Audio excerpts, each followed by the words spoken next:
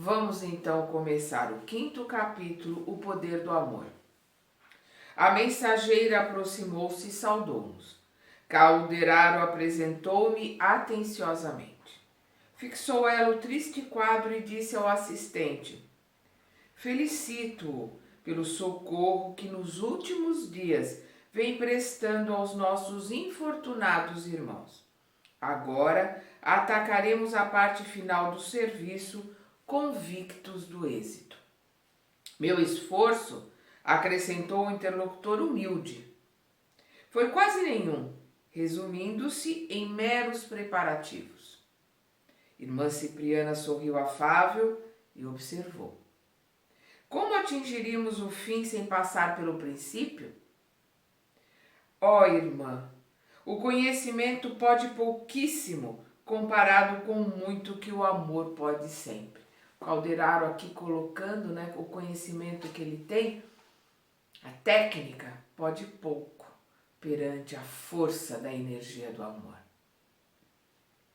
Singular expressão estampou-se na fisionomia da emissária, como se as referências lhe ferissem fundo a modéstia natural.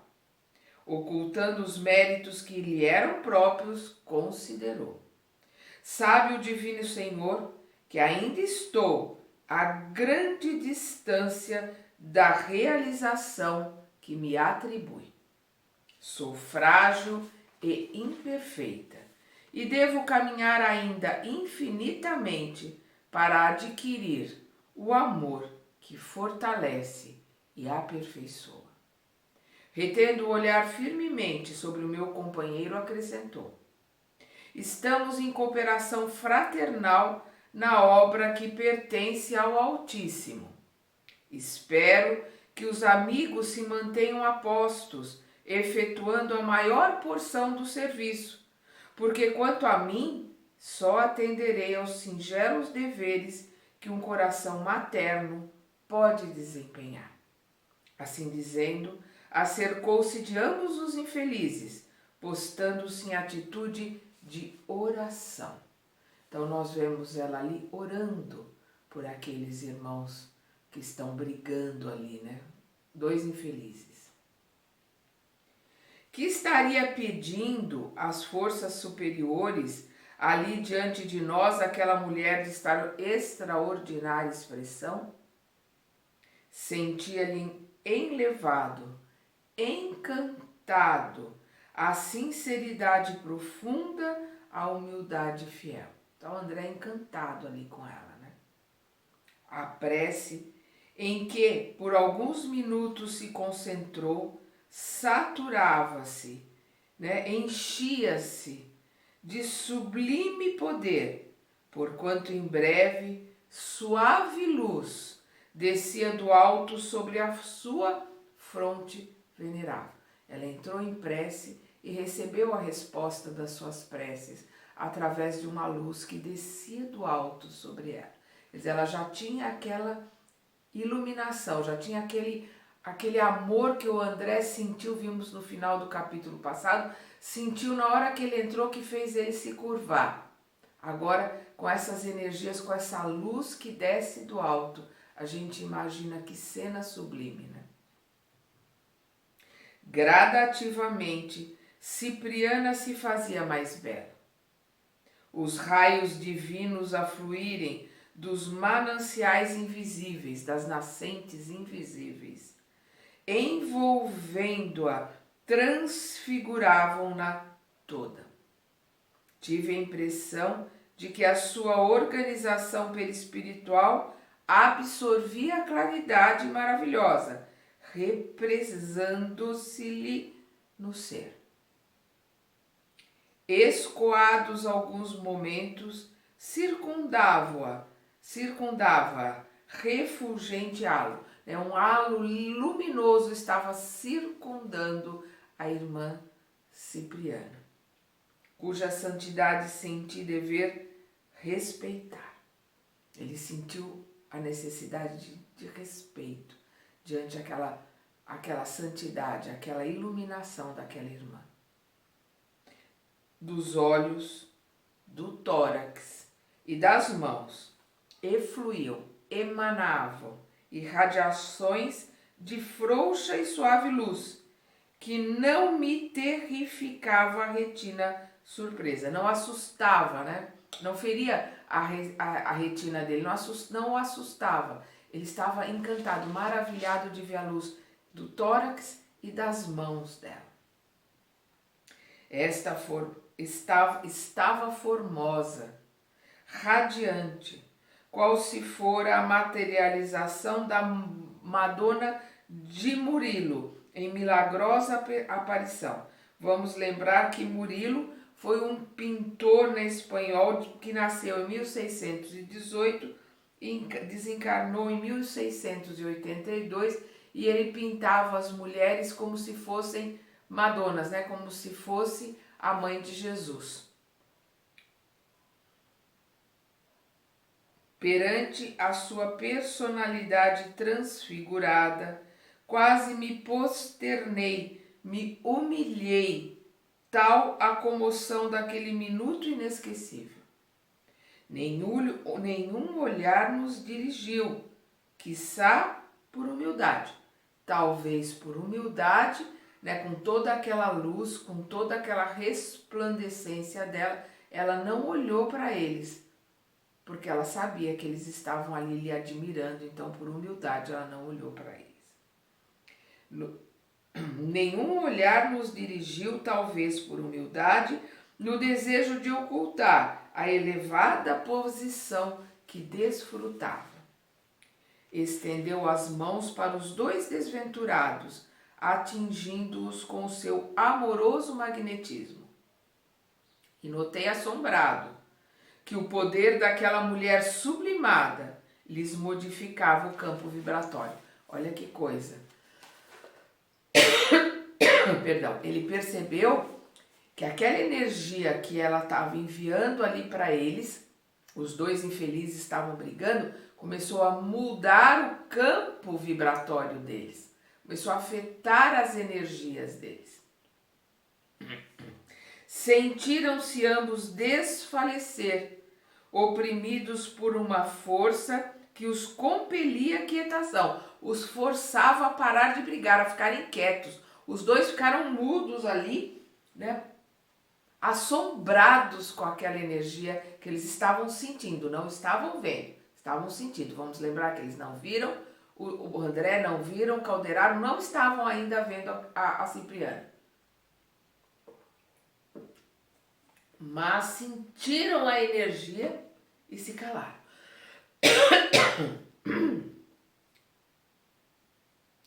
Entreolharam-se com indivisível espanto, experimentando o respeito e o temor, tomados, né, presas de comoção irreprimível e desconhecida, tomados por uma comoção irreprimível e desconhecida.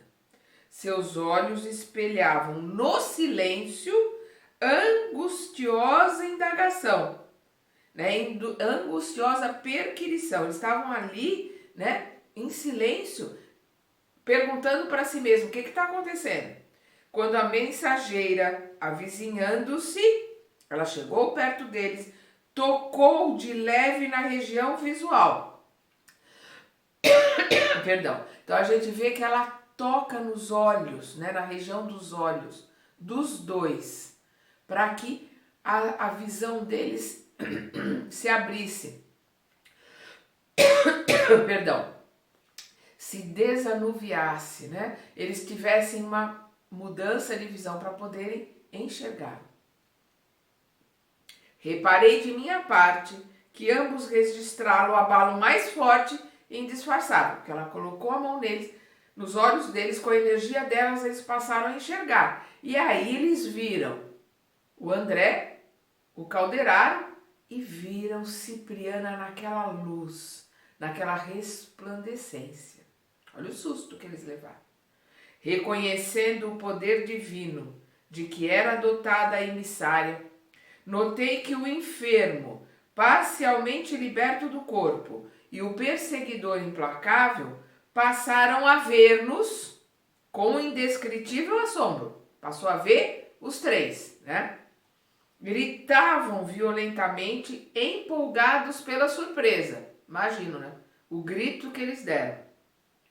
E, por julgar cada um de nós o que vê através do prisma de conhecimentos adquiridos, cuidaram fossem visitados pela excelsa Mãe de Jesus.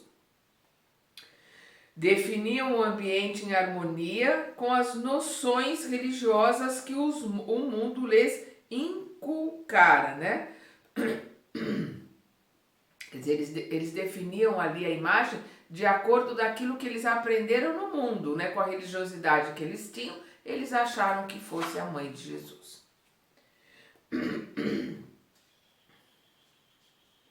O doente ajoelhou-se de súbito, dominado por incoercível comoção, por irresistível comoção, e desfez-se em copioso pranto, em abundante, né? Num pranto abundante ali perante aquela mulher extraordinária que estava ali. O outro, porém, embora perplexo e abalado, manteve-se ereto, qual se o bendito favor daquela hora não lhe fosse a ele mesmo concedido. Então ele se manteve de pé, ereto, orgulhoso. Ele ali dentro do seu orgulho de vítima, do seu orgulho, não, eu sou a vítima, eu tenho direito de me vingar. Então ele está ali dentro do seu orgulho de pé. Mãe dos céus, clamou o companheiro hospitalizado, chorando convulsivamente. Como vos dignais de visitar o criminoso que sou eu? Sinto vergonha de mim mesmo, sou imperdoável pecador, abatido pela minha própria miséria. Vossa luz revela-me toda a extensão das trevas em que me debato. Condoei-vos de mim, Senhora, tenha piedade de mim, Senhora. Havia uma sinceridade imensa, aliada à imensa dor, naquelas palavras de angústia e de arrependimento. Soluços sufocantes assomaram-lhe a boca, né? Chegaram à sua boca, interrompendo-lhe a tocante súplica. Cipriana acercou-se dele, de olhos faiscantes e úmidos. Tentou soerguê-lo, sem, no entanto, lograr que ele deixasse a postura genuflexa. Então ela tentou elevá-lo, né, fazer com que ele se levantasse, mas não conseguiu que ele deixasse a posição, né, genuflexa, deixasse de ficar ajoelhado. Certo, a piedosa missionária informara-se de todas as minúcias necessárias ao êxito de sua missão naqueles minutos, porque, enlaçando-o maternalmente, abraçando-o maternalmente, o chamou pelo nome, esclarecendo: Pedro, meu filho, não sou quem julgas, no transporte de viva confiança que te sensibiliza a alma. Sou simplesmente tua irmã na eternidade, todavia, também fui mãe na terra e sei quanto sofres. O interpelado ergueu os olhos súplices, fitando-a através de espesso véu de lágrimas. Embora visivelmente animado pelas declarações ouvidas, manteve-se em posição reverente e humilde. Matei um homem, exclamou desabafando-se. Como é importante, né, desabafar. E ali, mesmo ela colocando que não era mãe de Jesus, mas ela também foi mãe, como ela coloca, né? E ele se sentindo ali abraçado, no abraço de mãe, ele se solta, ele bota para fora aquilo que ele estava segurando há tanto tempo. Matei um homem. A mensageira afagou-lhe o rosto, banhado em pranto, e acrescentou: sei disso.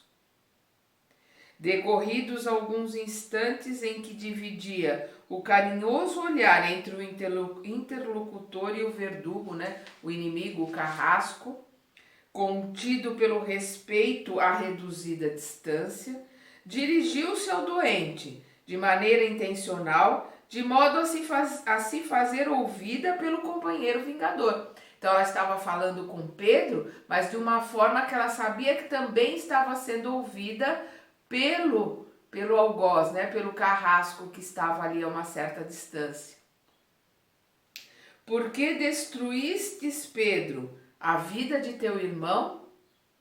Como te julgastes com forças e direito para quebrar a harmonia divina? Deixando perceber que lhe ouvia os pensamentos mais íntimos, prosseguiu. Supunhas fazer justiça pelas próprias mãos, quando só fazia expandir a cólera aniquiladora. Quando só fazia, aumentar, ampliar, a sua cólera, a sua raiva, achando que estava fazendo justiça. Por que razão, meu filho, pretendestes equilibrar a vida, provocando a morte? Como conciliar a justiça com o crime, quando sabemos que o verdadeiro justo é aquele que trabalha e espera no Pai, o supremo doador da vida? Faz muito tempo has perpetrado o homicídio, faz muito tempo que realizou, que fez esse homicídio, presumindo liquidar escabroso débito a jorros de sangue. Eliminastes o corpo de um amigo que se fez incompreensível e duro. Todavia, desde o trágico instante, ouves a consciência divina a reiterar a velha pergunta, a repetir a velha pergunta, abre aspas, Caim, que fizestes de teu irmão, fecha aspas. Pergunta que Deus faz a Caim lá no Velho Testamento, quando ele mata o irmão.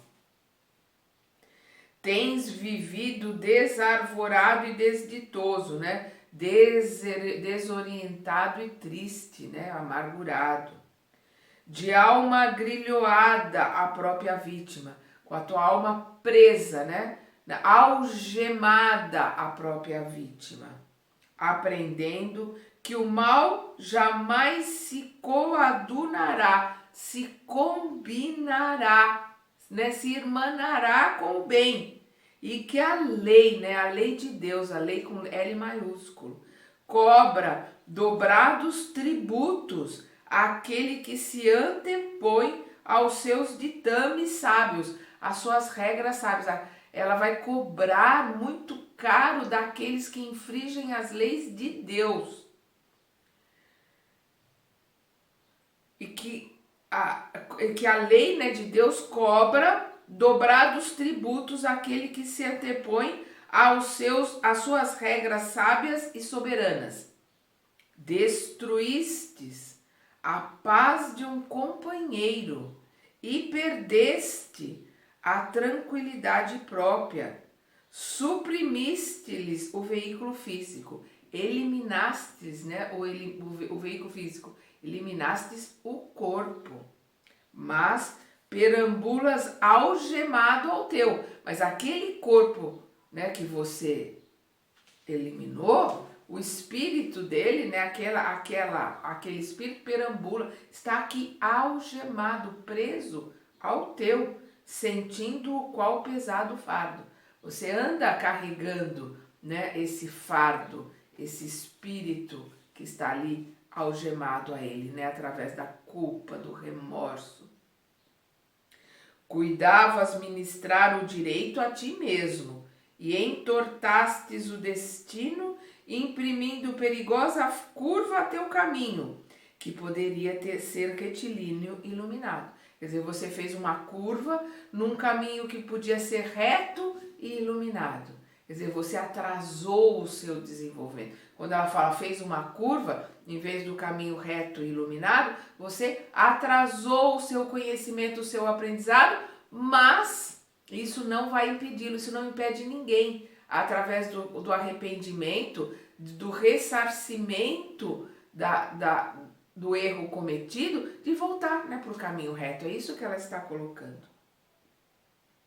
temendo a ti próprio por te sentires delinquente em toda parte, buscastes refúgio no trabalho atabalhoado e mecanizante. Quer dizer, no trabalho de uma certa forma atrapalhado e inconsciente, né? Ali no piloto automático tentando fugir de si mesmo. Conseguistes dinheiro que nunca te pacificou o ser. Alcançastes culminante posição social entre os homens, dentro da qual, contudo, te sentes cada vez mais triste e desamparado. Como não te ocorreu, Pedro, a oração santificante? Como você não se pôs de joelhos pedindo perdão a Deus pelo teu erro? Como não buscar na oração o alívio, a paz interior para buscar o caminho de se redimir do mal que se fez? A oração é o caminho reto a Deus, é o nosso atalho, né, para chegar até Deus, para buscarmos a solução para os nossos problemas, a luz para as trevas que existem em nós. Como não te penitenciastes diante da vida, humilhando-te aos pés da tua vítima no sincero e real propósito de regeneração? Preferistes a corrida louca em pós das sensações externas, quer dizer, preferiste a corrida louca para apagar, né, para através da sensação externa, ter uma fuga, né? Buscar uma fuga para a região do ganho material, a transitória ascensão para posições de domínio enganoso. Quer dizer, ele quis fugir através do trabalho. Ele quis conseguir dinheiro, conseguir posição, conseguir uma ascensão para ver se ele conseguia calar dentro dele o remorso, aquela angústia que o invadia, né? E tudo isso foi em vão.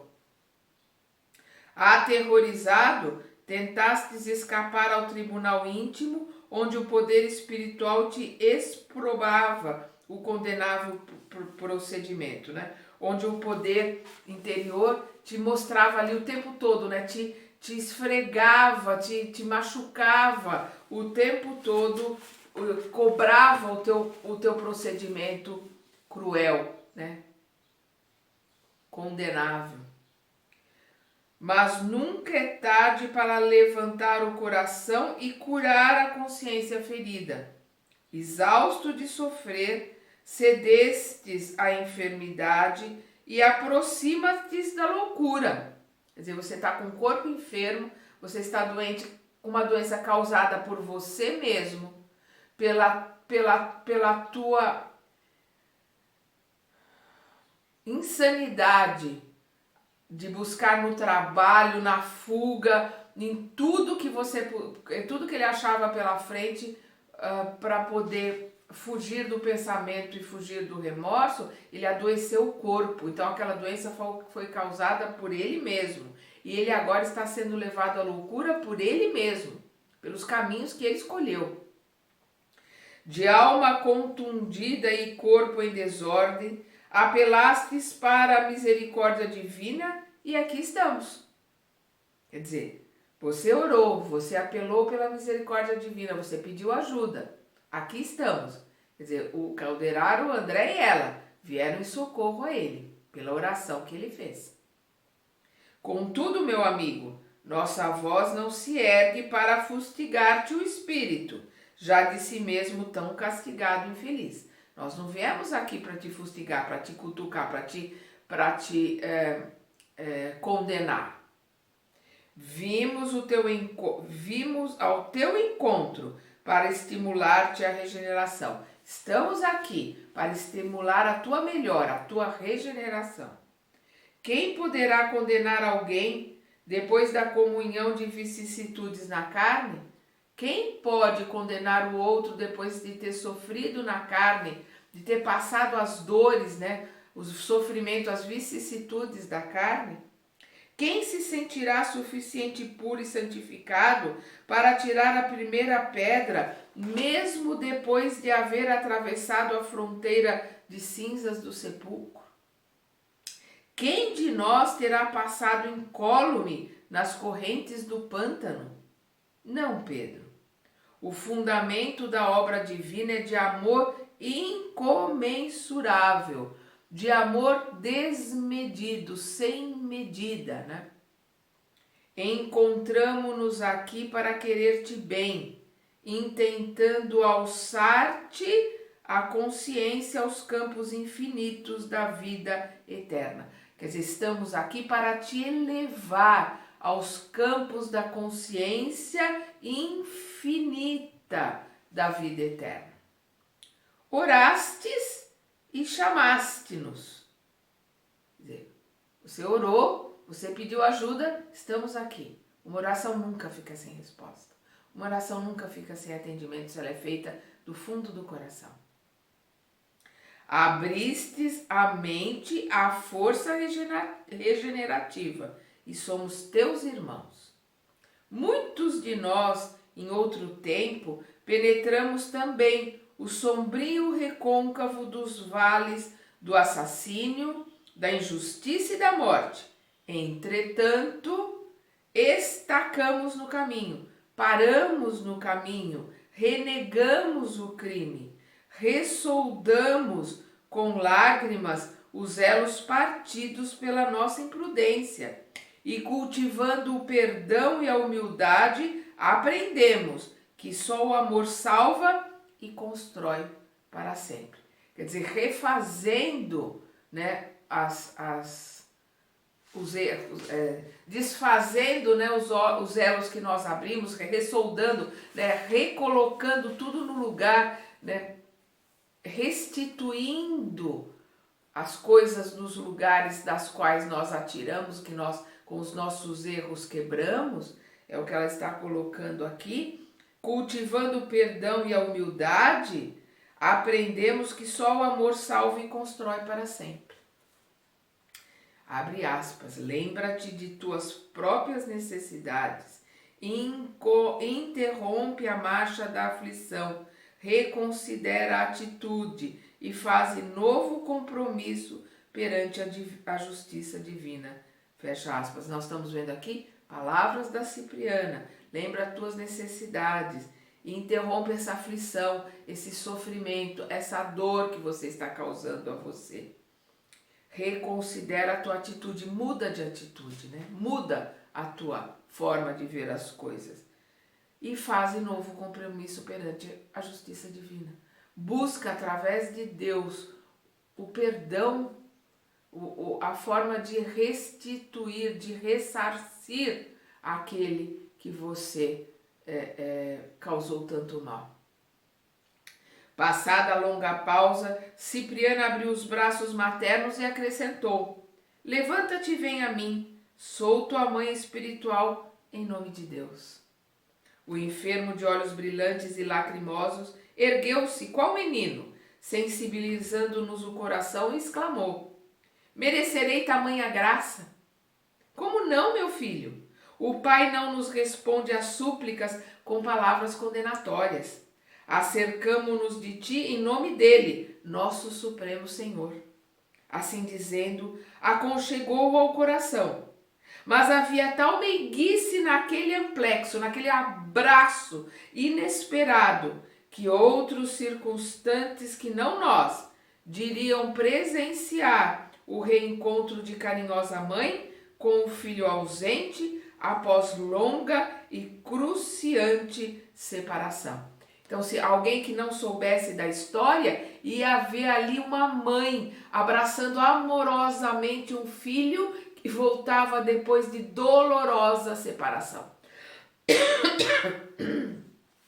O infortunado deixou pender a cabeça sobre um dos ombros dela, demonstrando infinita confiança, e murmurou infantilmente: Mãe do céu, ninguém na terra jamais me falou assim. Via-se-lhe o alívio pelo semblante feliz. Cipriana animou-o bondosa e explicou: é imprescindível aquietes a mente afogueada, depositando nas mãos do Senhor as antigas angústias. É imprescindível que você aquietes a tua mente que está em fogo e deposites na mão de Deus todo o teu sofrimento, toda a tua angústia.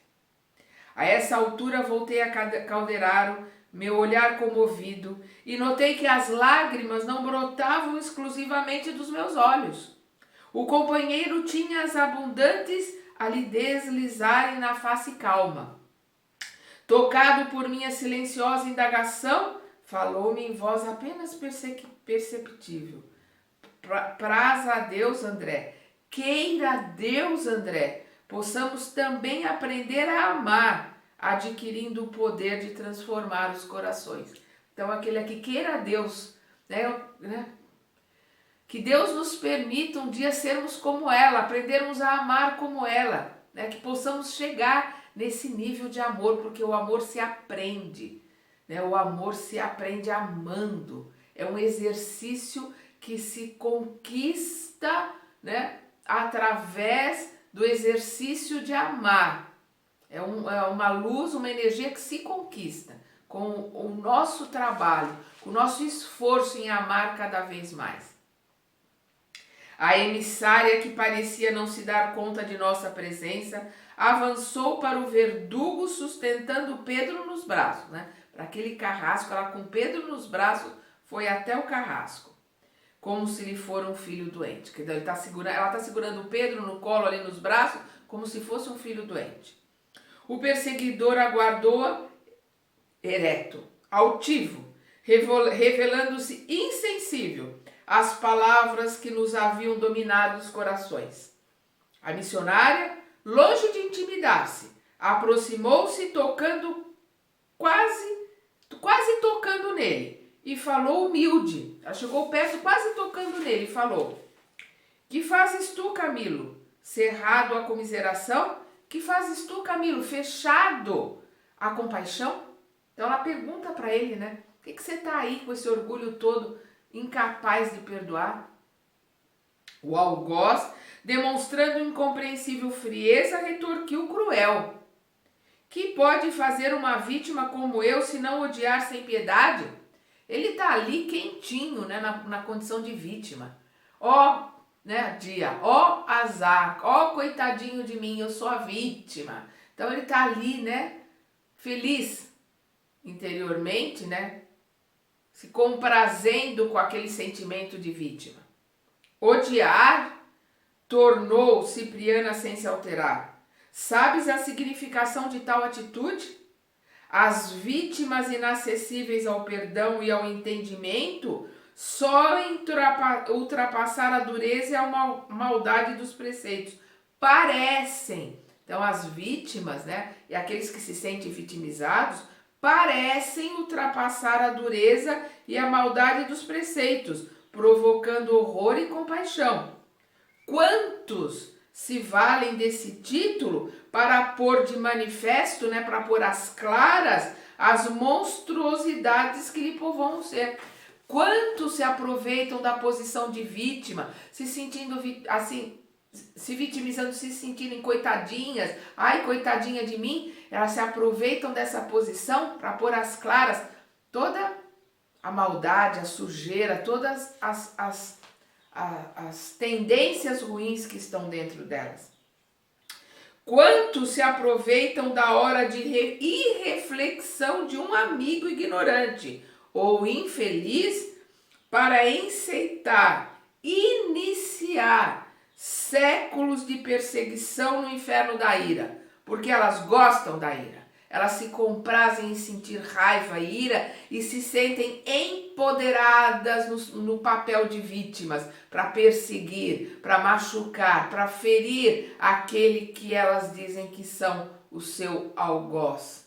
Mas elas estão ali se comprazendo na situação de vítima e principalmente podendo exercitar a raiva, exercitar a ira, a maldade que existe dentro delas para fustigar, para cutucar o outro. Elas estão muito bem ali naquela posição de carrasco. A condição de vítima não te confere santidade. Olha o que ela coloca para ele. A condição de vítima não te confere santidade. Vale-te dela para semear na própria senda, na tua própria estrada, ruína e miséria, treva e destroços. Sem dúvida, Pedro, Pedro, né, que é o doente encarnado ali, feriu-te em momento de insânia, de momento de desequilíbrio, perdido de ilusão na mocidade turbulenta. No entanto, pai de família que fostes, homem refletido e prudente que aparentava ser, não encontrastes no espírito mínima réstia, mínimo resquício de piedade fraternal para desculpá-lo. Então, está aqui colocando uma colocação que todos nós temos que analisar conosco. A posição de vítima não te confere santidade. Olha para dentro e vê se você não está muito bem na posição de algoz, de carrasco, botando para fora toda a tua ira, todo o fel, o veneno que existe dentro de você. Vamos continuar estudando e aprendendo na segunda parte desse capítulo, onde releremos esse pedacinho e comentaremos. Até lá!